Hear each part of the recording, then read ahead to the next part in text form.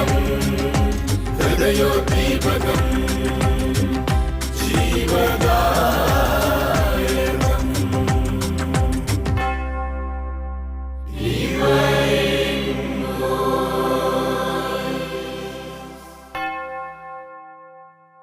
ലോകമെമ്പാടുമുള്ള എല്ലാ goodness TV പ്രേക്ഷകർക്കും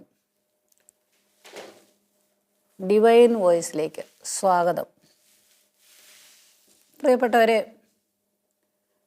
ഇന്ന് നമ്മൾ ഒരു പ്രധാനപ്പെട്ട ഒരു വിഷയം നമ്മൾ കൈകാര്യം ചെയ്യുന്നത് ഒരു സ്വർഗീയ മന്നയെക്കുറിച്ചാണ്.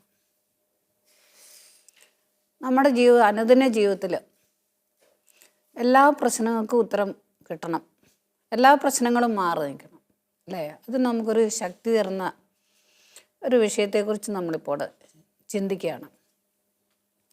ഏശയ്യായുടെ പുസ്തകം 6-ാം അധ്യായത്തിൽ നമ്മളിപ്രകാരം വായിക്കുന്നുണ്ട്.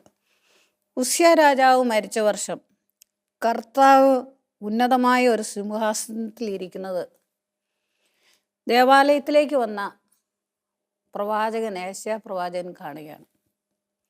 പിന്നെ അവിടുന്ന് കണ്ട് അവിടുത്തെ വസ്ത്രാഞ്ചലം ദേവാലയം മുഴുവനും വിരിച്ചിട്ടിരിക്കുന്നു.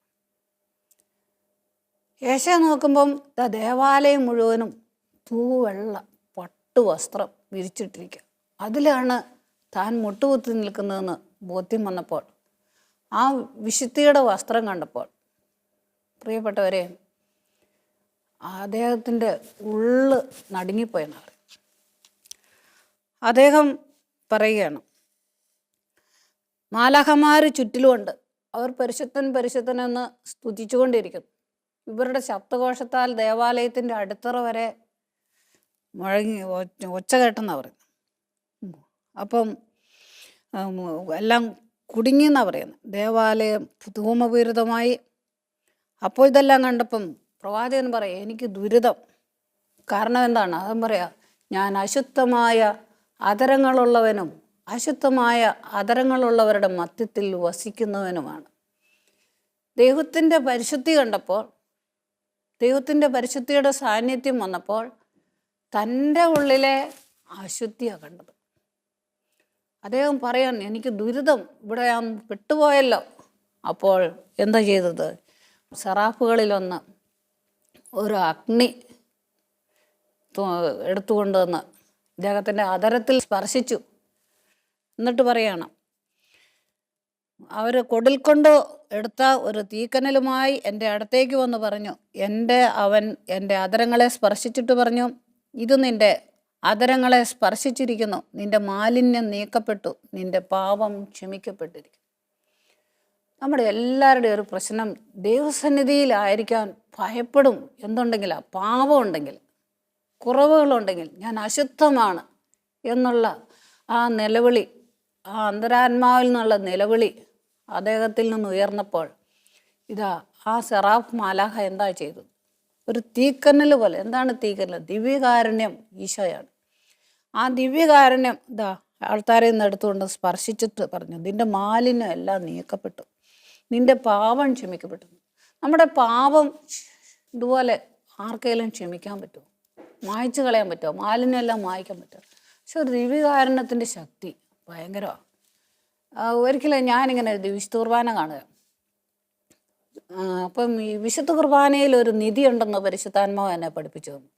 ഞാൻ ആ നിധി കിട്ടാൻ വേണ്ടി, എന്താണെന്ന് അറിയാൻ വേണ്ടി ഇങ്ങനെ ആ തുടക്കം തുടങ്ങി ഞാനിങ്ങനെ കാത്തിരുന്ന് ശ്രദ്ധിച്ച് ദിവ്യബലി കാണുകയാണ്.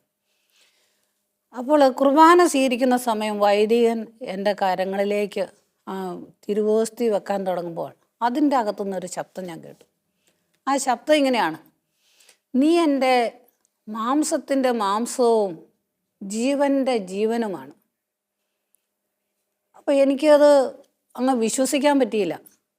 ഇത് പണ്ടൊക്കെ ആരാണ്ട് പ്രേമക്കത്തൊക്കെ പറയോ ഒക്കെ ചെയ്യുമ്പോൾ, നീ എൻ്റെ മാംസത്തിൻ്റെ മാംസ ജീവൻ്റെ ജീവനാന്നൊക്കെ പറയുന്ന പോലെ ആണല്ലോ ഇത് ഈശോ പറഞ്ഞതല്ല എന്ന് എനിക്കൊരു സംശയം തോന്നി. ഞാൻ എന്തായാലും വിശുദ്ധ കുർബാന സ്വീകരിച്ച് ഞാൻ ഇരിക്കേണ്ട സ്ഥലത്ത് വന്നു. അപ്പോൾ ഈശോ എന്നോട് പറയാം, ഞാനങ്ങനെ പറഞ്ഞപ്പോൾ നിനക്കെന്താ വിശ്വസിക്കാൻ പറ്റാത്തത്?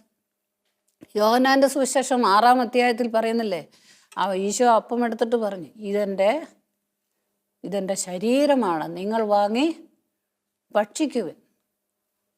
ഇതെൻ്റെ രക്തമാണ്, നിങ്ങൾ വാങ്ങി പാനം ചെയ്യും.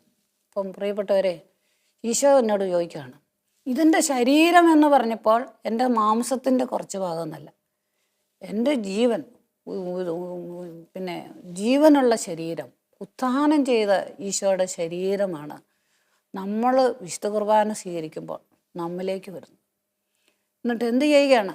നമ്മുടെ മാംസത്തോട് നമ്മുടെ ശരീരവുമായി ഒന്നിച്ച് ലയിച്ചിരിക്കുകയാണ്.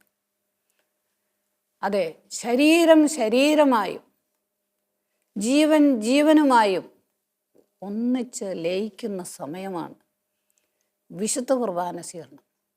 ഇതെൻ്റെ രക്തമാണെന്ന് പറയുമ്പോൾ എന്താണ്? രക്തം ജീവൻ്റെ അടയാളമാണ്. ഈശോയുടെ രക്തവും നമ്മുടെ രക്തവും ഒന്നിച്ചു ചേരുമ്പോൾ പ്രിയപ്പെട്ടവരെ, ഒരു പുതിയ ജീവൻ എന്നിലേക്ക് വരുന്നു, ഒരു പുതിയ ശക്തി എന്നിലേക്ക് വരുന്നു.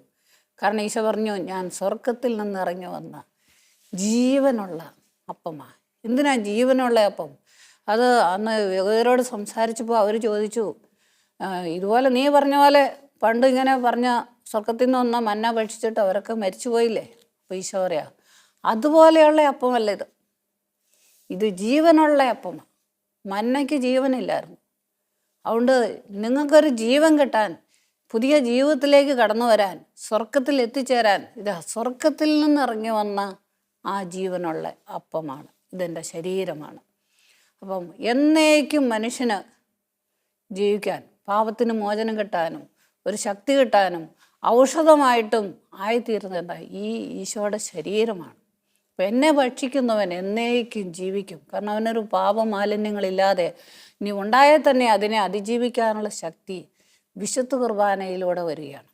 അതുപോലെ രക്തം ജീവൻ്റെ അടയാളമാണ്. ഒരു പുതിയ ജീവൻ, ഒരു പുതിയ ഉണർവ് നമുക്ക് കിട്ടണമെങ്കിൽ എന്തു വേണം? വിശുദ്ധ കുർബാന നമ്മൾ സ്വീകരിക്കണം. അപ്പം നമുക്കൊരു പുതിയ ജീവൻ നമുക്ക് കിട്ടുകയാണ്. അതുകൊണ്ടാണ് പത്രോസ്ലീഹ എഴുതിയ 1-ാം ലേഖനത്തിൽ 1-ാം അധ്യായം 12-ാം വാക്യത്തിലൂടെ പറയാണ്, ഇവയിലേക്ക് എത്തി നോക്കാൻ മാലാഖമാർ പോലും കൊതിക്കുക. ഏതാണ്? ഇന്നലെ വരെ ഏത് തോന്നിയാസം കഴിച്ച മനുഷ്യന് അനുഭവിച്ചു, പാവമോചനം കിട്ടി, അവരൊന്ന് വിശുദ്ധ കുർബാന സ്വീകരിച്ചു ഉണ്ടോ, ആ മനുഷ്യനിലേക്ക് ഒരു ദൈവം ഇറങ്ങി വരുന്നു. ഇറങ്ങി വന്നിട്ട് ഈശോയുടെ ആ ഉത്ഥാന ശരീരം ഉണ്ടോ, അപ്പസ്തോലന്മാർക്ക് ഈശോ പ്രത്യക്ഷപ്പെട്ടപ്പോൾ അതൊരു വലിയ സന്തോഷമായിരുന്നു അല്ലേ? എന്നാൽ പ്രിയപ്പെട്ടവരെ, ഈശോയുടെ ശരീരം ഇതാ ഇന്നലെ വരെ ഏത് തോന്നിയാസം ജീവിച്ച നമ്മളിലേക്ക് ദൈവം ഇറങ്ങി വന്നിട്ട് നമ്മുടെ ശരീരവും ദൈവത്തിൻ്റെ ശരീരവും ഒന്നാകും. നമ്മുടെ രക്തവും ദൈവത്തിൻ്റെ രക്തവും ഒന്നാകുന്നു. ചുരുക്കത്തിൽ ദൈവവും ഞാനും ഒന്നായിത്തീരുന്നു. ഇതല്ലേ പൗലോസ്ലീഹ പറഞ്ഞ, ഞാൻ ക്രിസ്തുവിനോടുകൂടി ഒന്നായിരിക്കുന്നു. അതേ പ്രിയപ്പെട്ടവരെ, ഇത് കാണാൻ മാലാഖമാർക്ക് അത് കാണാനേ പറ്റുകയുള്ളൂ. അവർക്ക് ദൈവത്തെ എപ്പോഴും മഹത്വപ്പെടുത്താനും സ്തുതിച്ചുകൊണ്ടിരിക്കാനും ദൈവിക സാന്നിധ്യം അവർ അനുഭവിക്കുന്നുണ്ട്. പക്ഷേ അവരുടെ ഉള്ളിലേക്ക് വരാനായിട്ട് വിശുദ്ധ കുർബാന പറ്റുന്നില്ല. അതാണ് അവർ കൊതിക്കുകയാണ്. ഇവയിലേക്ക് എത്തി നോക്കാൻ മാലാഖമാർ പോലും കൊതിക്കുന്ന ഒന്ന് അവരുടെ ഉള്ളിൽ വരുമോയെന്നറിയാം. അപ്പോൾ മനുഷ്യന് ദൈവം തന്നിരിക്കുന്ന ഏറ്റവും വലിയ ദാനം, സമ്മാനം എന്താണ്? ആ ഉത്ഥാനം ചെയ്ത ഈശോ നമ്മിലേക്ക് വരുന്നുണ്ട്. നമ്മുടെ ദുഃഖങ്ങളും നമ്മുടെ പാപങ്ങളും എല്ലാം അവിടുന്ന് മോചിപ്പിക്കുക. ഇതിൻ്റെ പാപത്തിൻ്റെ മോചനത്തിന് വേണ്ടി, കടങ്ങളുടെ പൊറുതിക്കായിട്ട് ഇതാ ഈശോയുടെ ശരീരവും രക്തവും തരുമ്പോൾ നമുക്ക് പിന്നെ കുറ്റബോധം ഉണ്ടാകുമോ? കുറ്റബോധം ഉണ്ടാകുകയില്ല. അപ്പം ഞാൻ ആദ്യം ചിന്തിച്ച്, ഈ വസ്ത്രാഞ്ചലം വിരിച്ചിട്ട് തരുന്നത് ഉണ്ടോ? ദൈവത്തിൻ്റെ വസ്ത്രം തന്നെ ദേവാലയത്തിൽ വിരിച്ചിട്ടിരിക്കുന്നതെന്ന് ഞാൻ ചിന്തിച്ചിട്ടുണ്ട്. ദൈവത്തിൻ്റെ വസ്ത്രത്തിൽ നമ്മളെ ഇരുത്തിയിരിക്കുകയാണ് ഉണ്ടോ? അപ്പം സ്വർഗത്തിൽ നിന്നുള്ള ആ ദിവ്യമായ വസ്ത്രം, ദൈവത്തിൻ്റെ വസ്ത്രം ഇതാ ദേവാലയങ്ങളിൽ വിരിച്ചിടുന്നെന്ന് പറഞ്ഞാൽ പ്രിയപ്പെട്ടവരെ, അതിൽ നമ്മളെ ഇരുത്തുന്നു, അതിലൂടെ നമ്മളെ നടത്തുന്നു, അതിൽ നമ്മൾ മുട്ടുകുത്തുന്നു. അപ്പോൾ നമ്മുടെ പാപച്ചെളിയെല്ലാം എവിടെയാണ് ഒപ്പിയെടുക്കുന്നത്? ഈ അപ്പച്ചൻ്റെ വസ്ത്രത്തിലാണ്. ഈ അപ്പച്ചൻ്റെ വസ്ത്രം അപ്പോൾ എന്തിനായിരിക്കും? നമ്മളൊക്കെ പല മലമടക്കുകളിലൂടെ നടന്നും വേദനിച്ചും ദുഃഖിച്ചും കടന്നു വരുമ്പോൾ പ്രിയപ്പെട്ടവരെ, ദൈവം നമ്മളെ ഒരു പ്രത്യേക അതിഥികളായി നമ്മളെ സ്വീകരിച്ച് ആ സ്വന്തം വസ്ത്രത്തിൽ, ആ പട്ടുവസ്ത്രത്തിൽ ഇരുത്തുക എന്ന് പറഞ്ഞാൽ ദൈവത്തിന് തരാൻ പറ്റുന്ന ഏറ്റവും വലിയ സ്നേഹത്തിൻ്റെ മാക്സിമാണ് ഇത് നമ്മൾ കാണുന്നത്. ഞാൻ ഒരിക്കലും ഒരു ചേച്ചിയോട് ഞാൻ ഈ സംഭവം പറഞ്ഞപ്പോൾ ആ ചേച്ചിക്ക് ഇങ്ങനെ കുറച്ച് ദൈവിക വെളിപ്പെടുത്തലുകൾ കിട്ടുന്നു. ആ ചേച്ചി പറഞ്ഞു, സിസ്റ്ററെ, ഞാനൊരു ദിവസം ദേവാലയത്തിൽ വന്നപ്പോൾ ഇതുപോലെ മാതാവ് ആനവാദക്ക് മുട്ടുകുത്തി നിൽക്കുന്നുണ്ട്. ഞാനും അവിടെ മുട്ടുകുത്തി. അപ്പോൾ മാതാവ് എന്നോട് പറഞ്ഞു, മോളെ, നീ എന്നും ദേവാലയത്തിൽ മുന്നിലല്ലേ നിൽക്കും, നീ അങ്ങോട്ട് പോകാൻ പറഞ്ഞു. അവൾ പള്ളിക്കകത്തോട്ട് കയറിയപ്പോൾ ഉണ്ടല്ലോ, വെള്ള പട്ടു വസ്ത്രം. ഇത് ഞാൻ നടന്നു വന്ന എൻ്റെ കാലിലെ ചെളിയെല്ലാം ഇത് പറ്റൂല, അവളവിടെ മടിച്ചു നിന്നെന്ന് പറഞ്ഞു. വീണ്ടും മാതാവ് പറഞ്ഞനുസരിച്ച് അവൾ കയറിപ്പോയി. അപ്പോൾ അവൾ പറയാണ്, ആ വസ്ത്രത്തെ മുഴുവനും കാൽപ്പാടുകളുണ്ട്. ആരെയാ? നമ്മൾ ദേവാലയത്തിൽ വന്നവരുടെ. അപ്പം ഞാനിത് ഓർത്ത് ധ്യാനിച്ചപ്പം കിട്ടിയ ഒരു സംഭവം, കുഞ്ഞുനാളിൽ അമ്മച്ചി എന്നെ പള്ളിയിൽ കൊണ്ടുപോകുമ്പോൾ അമ്മച്ചിയുടെ വസ്ത്രത്തിൻ്റെ ഒരു തുമ്പ് ഇങ്ങനെ നീട്ടിയിട്ടിട്ട് അതിലെന്നെ ഇരുത്തുമായിരുന്നു.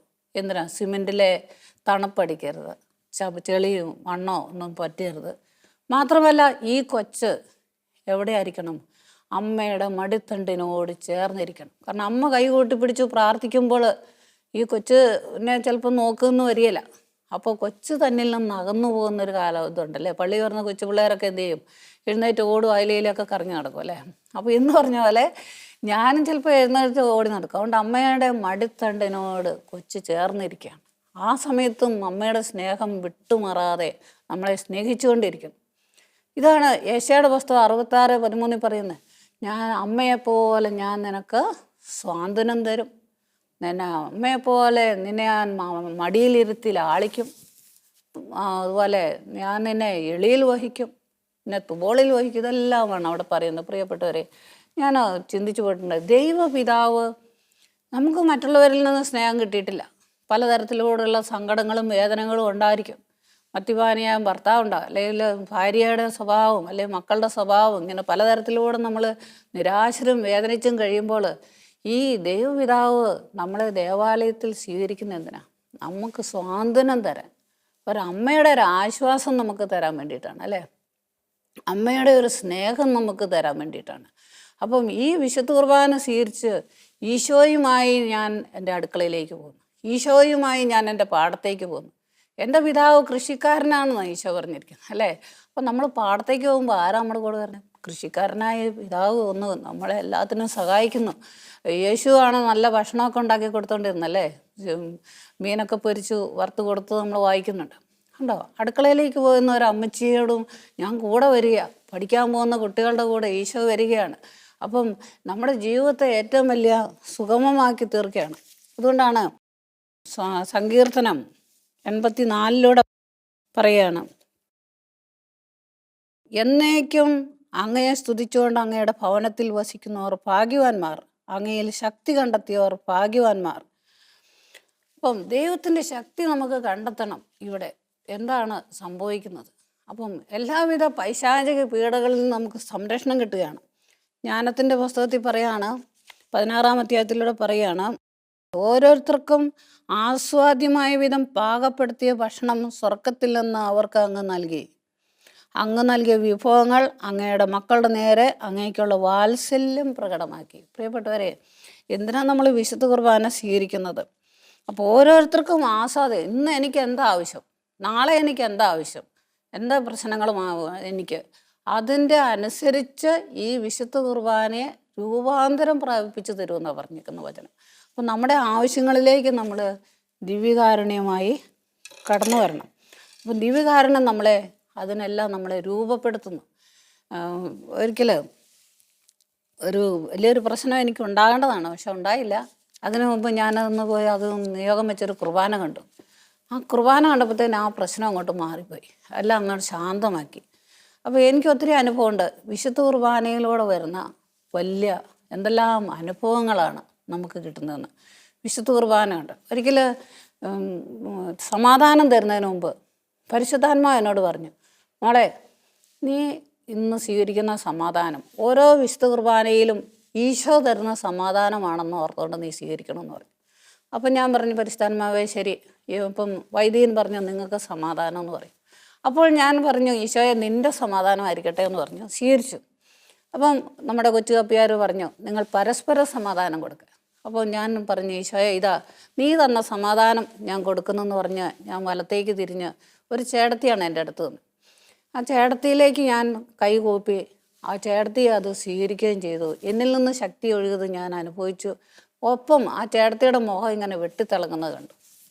കുർബാന കഴിഞ്ഞപ്പോൾ ആ ചേട്ടത്തി എന്നോട് പറയാം, അമ്മ ഇന്ന് സമാധാനം തന്നപ്പോൾ എന്തോ എൻ്റെ ഹൃദയത്തിൽ നിന്ന് അങ്ങ് പൊട്ടിപ്പോയി, അതുകൊണ്ട് അമ്മയൊന്ന് കാണണം എന്ന് പറഞ്ഞു. അപ്പം ഞാൻ ആദ്യമായിട്ട് ആ പള്ളിയിൽ ചെല്ലുന്നതാണ്, കുർബാനയാണ്.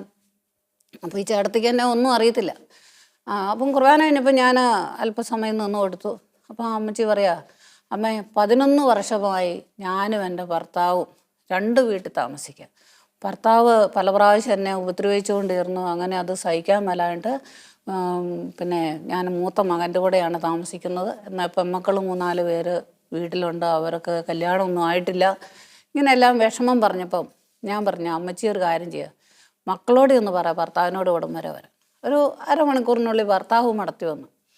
അപ്പം ഞാനിങ്ങനെ ഭർത്താവിന് വേണ്ടി പ്രാർത്ഥിക്കുക. എനിക്കൊന്നും അറിയത്തില്ല. പരിശുദ്ധാത്മാവേ നീ പറയണേ എന്ന് പറഞ്ഞുകൊണ്ട് ഞാനിങ്ങനെ പ്രാർത്ഥിച്ചപ്പം ഈ ഭർത്താവ് ആ ചേട്ടത്തിയോട് പെരുമാറിയ എല്ലാ ക്രൂരമായ കാര്യങ്ങളും പരിശുദ്ധാത്മാവ് ഇങ്ങനെ എനിക്ക് കാണിച്ചു തന്നു. ഞാൻ ചോദിച്ചു ചേട്ടനോട്, ചേട്ടാ ഇന്ന കാര്യം എന്നൊക്കെ ചോദിച്ചു. ചേട്ടൻ പറയാ, എല്ലാം കഴിഞ്ഞ് ചേട്ടൻ പറയാം, ശരിയാ സിസ്റ്ററെ, ഇതെല്ലാം എൻ്റെ കയ്യിലെ കുഴപ്പമാണ്, ഞാൻ വീട്ടിൽ ചെന്ന് അവളോട് ഞാൻ മാപ്പ് ചോദിക്കും എന്നും പറഞ്ഞ് ചേട്ടനങ്ങ് ചുരുക്കത്തിലങ്ങ് പോയി.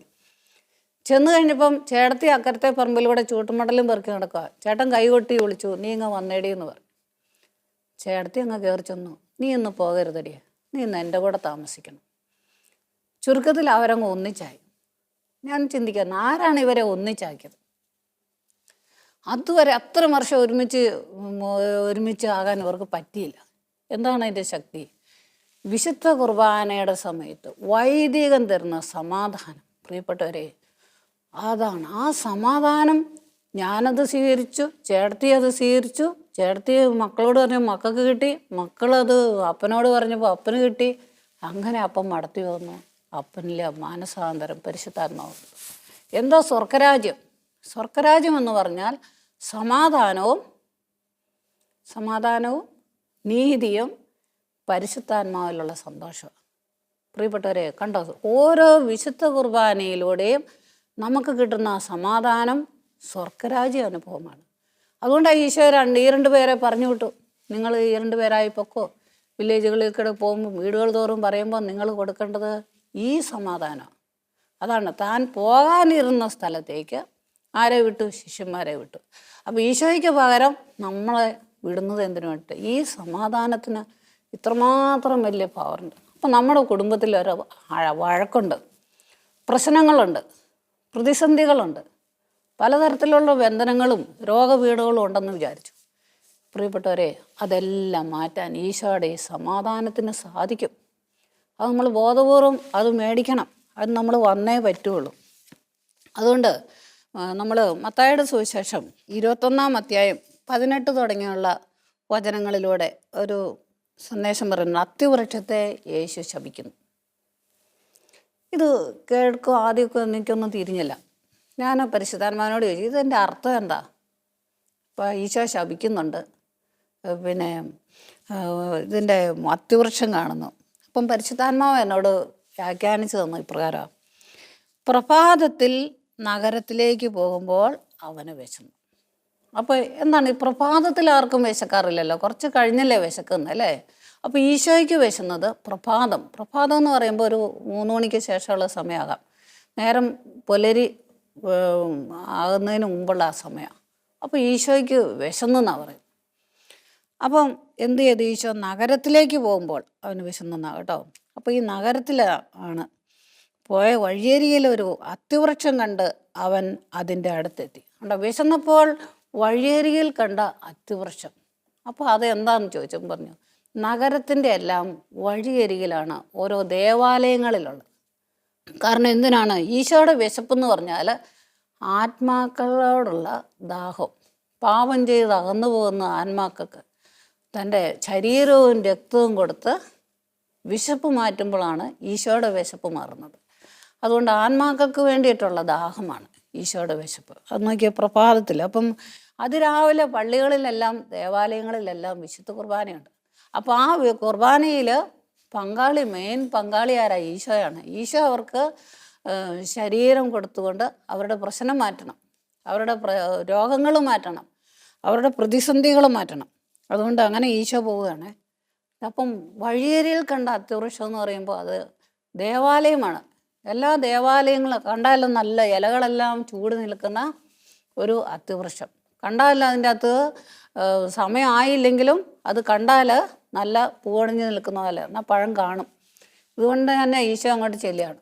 പക്ഷേ ചെന്നപ്പോൾ ഒന്നുമില്ല, അവിടെ ഒരു കായ്കളും ഇല്ല, ഒരു ഫലവും ഇല്ല, പഴവും ഇല്ല. അപ്പോൾ ഈശോ ശപിച്ചെന്നാണ് പറയുന്നത്, അല്ലേ? എന്ന് പറഞ്ഞാൽ അതിൻ്റെ അർത്ഥം ഈശോ സ്വന്തം ശരീരവും രക്തവും കൊടുക്കാൻ വേണ്ടി ഓരോ ദേവാലയങ്ങളിലും വരുമ്പോൾ ഫലം എന്താണ്? മനുഷ്യരാണ്, ഇടവക്കാരാണ്. അപ്പം മനുഷ്യരാരും വരുന്നില്ല. പിന്നെ ഈശോ ആർക്കാ അപ്പോൾ ഫലം കൊടുക്കുന്നത്? ആർക്കാ ഈശോ ശരീരം കൊടുക്കുന്നത്? ആരും വരുന്നില്ല. അത് ഈശോയ്ക്ക് ഭയങ്കര വിഷമമായി. അതാണ്, ഇനി ഞാൻ വരുന്നില്ല. ഉണ്ടോ? ഇന്ന് ലോകത്തിൽ ഒത്തിരി പള്ളികൾ പൂട്ടിയിട്ടിട്ടുണ്ട്, പള്ളികളൊന്നും തുറക്കുന്നില്ല. അപ്പോൾ ഈശോ പറയും, ഇനി ഞാൻ അങ്ങോട്ടില്ല, കാരണം അത് തുറക്കുകയില്ല, അവർക്ക് ഇനി എന്നെ വേണ്ടതാനും. അപ്പം പ്രിയപ്പെട്ടവരെ, എല്ലാ ദിവസവും പുതിയ ജീവൻ, പുതിയ ശക്തി, പുതിയ ഉണർവ്, അവർക്ക് വേണ്ട കൃപകളെല്ലാം കൊടുക്കാൻ വേണ്ടിയിട്ടാണ് ഈശോ രാവിലെ വരുന്നത്.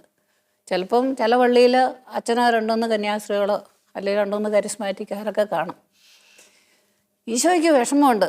ഈശോ നമ്മുടെ പ്രശ്നം മാറ്റാൻ വേണ്ടി വരുമ്പോൾ നമ്മളാരും ദേവാലയത്തിലില്ല, സ്വീകരിക്കുന്നില്ല. ഇത് പരിശുദ്ധാത്മാവ് വെളിപ്പെടുത്തി വന്നപ്പോൾ എനിക്ക് വളരെ സന്തോഷം തോന്നി. അതുകൊണ്ട് പ്രിയപ്പെട്ടവരെ, എല്ലാ ദിവസവും നമ്മൾ വിശുദ്ധ കുർബാനയിൽ പങ്കെടുക്കണം. നമ്മൾ ഈശോയുടെ സമാധാനം സ്വീകരിക്കണം. ഈശോ ഇങ്ങനെ ഒത്തിരി അവസരങ്ങൾ തരുന്നുണ്ടോ, നമ്മൾ സ്വീകരിക്കാത്തതാണ് നമ്മുടെ ഏറ്റവും വലിയ കുഴപ്പം, അല്ലേ? അപ്പം അപ്പോൾ എന്ത് ചെയ്തു? ഉണങ്ങിപ്പോയെന്ന് പറയാം. അതായത് പല പള്ളികളും ഇന്ന് പൂട്ടിയിട്ടിരിക്കുക. ഈശോയ്ക്ക് വിഷമമുണ്ട്. ഈശോയുടെ നാമത്തിൽ പള്ളിയെല്ലാം അലങ്കരിച്ച് കുർബാന നടന്നുകൊണ്ടിരുന്ന സ്ഥലങ്ങളാണ്. അപ്പോൾ അവിടെ എല്ലാം പൂട്ടിക്കിടക്കുന്നത് ഈശോയ്ക്ക് സങ്കടമാണ്, വിഷമമാണ്. അതുകൊണ്ട് ഇനിയും അങ്ങോട്ട് വരുമോ? അവരാരും വരികയല്ലേ, പിന്നെ ഇനി ഞാനെന്തിനാ പോകുന്നല്ലേ? അതാണ് ഉണങ്ങിപ്പോയ വൃക്ഷമായിട്ട് കാണുവാൻ. അപ്പോൾ ശിഷ്യന്മാർ ചോദിക്കുകയാണ്, കർത്താവേ, അത് ഉണങ്ങിപ്പോയല്ലോ, എന്താ ചെയ്യുക? അപ്പോൾ ഈശോ പറയും, ഈ മലയോട് ഇവിടെ നിന്ന് മാറി കടലിൽ ചെന്ന് വീഴുക എന്ന് നിങ്ങൾ പറഞ്ഞാൽ അതും സംഭവിക്കും. മലയെന്ന് പറഞ്ഞാൽ പ്രതിസന്ധികൾ, മനുഷ്യർക്ക് വരാൻ സാധിക്കാത്ത ഒത്തിരി പ്രതിസന്ധികളുണ്ടെന്നേ, പ്രശ്നങ്ങളുണ്ടെന്നേ. അത് നിങ്ങൾ എന്ന് പറയണം. നമ്മുടെ ഒരു ദൗത്യമാണ് ഈശോ പറഞ്ഞു തരുന്നത്. നമ്മൾ പള്ളി വരാത്തതിനും മറ്റുള്ളവരെ കൂട്ടിക്കൊണ്ടുവരാനും പ്രശ്നങ്ങളെല്ലാം പരിഹരിക്കാനും എല്ലാം നിങ്ങൾ വിശ്വസിച്ചാൽ മതി. നിങ്ങൾ വിശ്വസിച്ചാൽ നിങ്ങളത് പറയും, അവരെ കൂട്ടിക്കൊണ്ടുവരും, അവരെ നയിക്കും. അപ്പോൾ അനുദിനം നമ്മൾ വിശുദ്ധ കുർബാന കാണാതിരിക്കുമ്പോൾ ഈശോയ്ക്ക് വിഷം വരുന്നുണ്ട്. അതുകൊണ്ട് നമ്മൾ മറ്റു പല സ്ഥലങ്ങളിലും പോയി ആശ്രയിക്കും, അതുകൊണ്ടൊന്നും ഫലമില്ല. ദിവ്യകാരുണ്യത്തിൽ ഒഴുകുന്ന ആ കൃപ നമുക്ക് ലഭിക്കാൻ വേണ്ടി, അതിൻ്റെ കൂടുതൽ ആഴങ്ങൾ നമുക്ക് ഗ്രഹിക്കാൻ വേണ്ടി നമ്മുടെ മനസ്സിനെയും ഹൃദയത്തെയും ഒരുക്കണമേ എന്ന് നമുക്ക് പ്രാർത്ഥിക്കാം. എമ്മാവൂസിലേക്ക് പോയ ശിഷ്യന്മാർ, അവർക്ക് വചനത്തിൻ്റെ അർത്ഥം ഗ്രഹിക്കാതെ വന്നപ്പോൾ ഈശോ അവരുടെ കൂടെ നടന്നു അവരുടെ ഹൃദയത്തെ ജ്വലിപ്പിച്ചപ്പോൾ അവർക്ക് മനസ്സിലായെന്ന് അവർ. പ്രിയപ്പെട്ടവരെ, ഒരു നിമിഷം നമുക്ക് കണ്ണുകൾ അടച്ചുകൊണ്ട് നമുക്കൊന്ന് പ്രാർത്ഥിക്കാം. ഈശോയെ, അങ്ങയുടെ ശരീരവും രക്തവും ഉൾക്കൊള്ളണമെങ്കിൽ അതിലടങ്ങിയിരിക്കുന്ന ദൈവീക സത്യങ്ങൾ ഞങ്ങൾക്കും മനസ്സിലാക്കി തരണമേ.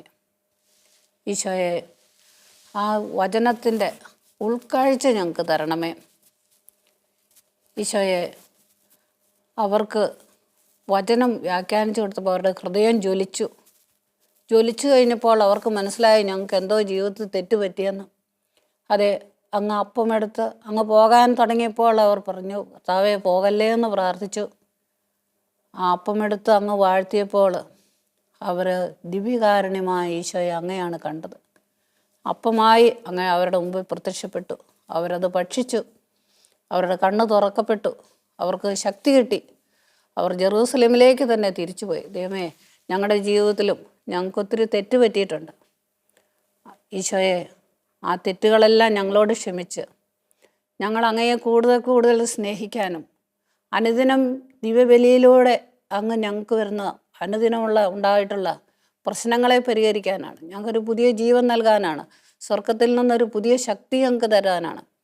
ഈശോയെ, വിശുദ്ധ കുർബാനയുടെ ആഴങ്ങൾ ഞങ്ങൾക്കും മനസ്സിലാക്കി തരണമേ, ഞങ്ങൾക്ക് ശക്തി തരണമേ എന്ന് ഞങ്ങൾ പ്രാർത്ഥിക്കുന്നു. ഞങ്ങളെ വിശുദ്ധീകരിക്കണമേ എന്ന് ഞങ്ങൾ പ്രാർത്ഥിക്കുന്നു. ഞങ്ങൾ അങ്ങയുടെ പക്കലല്ലാതെ ആരുടെ പക്കൽ പോകുമെന്ന് പത്രോസ്ലിയ പറഞ്ഞ പോലെ ദൈവമേ, ഞങ്ങളിത് അങ്ങയോട് ചോദിക്കുന്നു. അതെ, അങ്ങയിലാണ് രക്ഷ. അങ്ങയുടെ ആ വിശുദ്ധ കുർബാനയുടെ ആഴങ്ങളിലേക്ക് രക്ഷ കണ്ടെത്താൻ വിശദീകരിച്ച് ഞങ്ങളും മറ്റുള്ളവർക്ക് കൊടുക്കുന്നതിന് വേണ്ടി ഞങ്ങളെയും പ്രാപ്തരാക്കണമേ. നിങ്ങളും പോയി ഇതുപോലെ ചെയ്യുവിനെന്ന് വിശുദ്ധ കുർബാനയിലൂടെ വൈദികൻ ഞങ്ങളോട് പറയുന്ന പോലെ അങ്ങ് കീറി മുറിച്ച് ഞങ്ങൾക്ക് വേണ്ടി തന്നതുപോലെ ഞങ്ങളും പോയി ലോകമെമ്പാടും പോയി മറ്റുള്ളവർക്ക് വേണ്ടി ഞങ്ങളെ തന്നെ കീറി മുറിച്ച് ഞങ്ങളുടെ ദൗത്യം ഞങ്ങൾ മറ്റുള്ളവർക്ക് സ്നേഹമായി ആശ്വാസമായി തീർന്നുകൊണ്ട് മറ്റുള്ളവർക്ക് നന്മയാളൊരു കൃപ ഞങ്ങൾക്ക് തരണമേ എന്ന് ഞങ്ങൾ പ്രാർത്ഥിക്കുന്നു. നിത്യം പിതാവും പുത്രനും പരിശുദ്ധാത്മാവുമായ സർവേശ്വര എന്നേക്കും ആമേൻ.